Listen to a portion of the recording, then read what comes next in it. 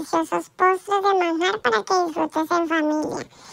Nuestros ingredientes son crema de leche, leche líquida, manjar, fécula de maíz y nuestras galletas ducales.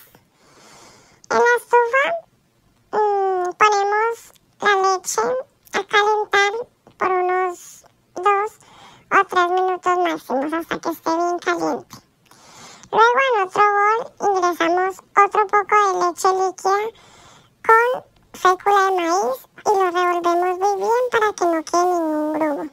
Hay que revolverlo muy bien porque no puede quedar ningún grumo, ya que cuando lo ingresemos a la leche líquida caliente se pueden crear los grumos. Entonces la idea es que no queden grumos.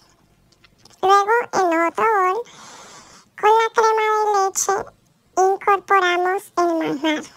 También lo revolvemos súper bien, que no quede nada de grumos, nada de grumos. Revolvemos hasta que ya va agarrando el color al manjar. Así como ven en el video, revolvemos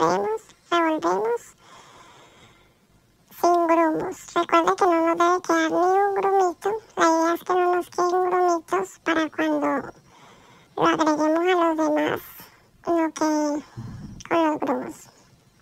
Aquí ya cuando la leche está caliente incorporamos la fécula de maíz y no paramos de revolver, ya que cuando ella se va calentando se van creando los famosos grumos. Luego de eso ingresamos el manjar con la crema de leche sin parar de revolver en la estufa a fuego muy bajito, sin dejar de revolver. Revolvemos. La idea es no parar de revolver.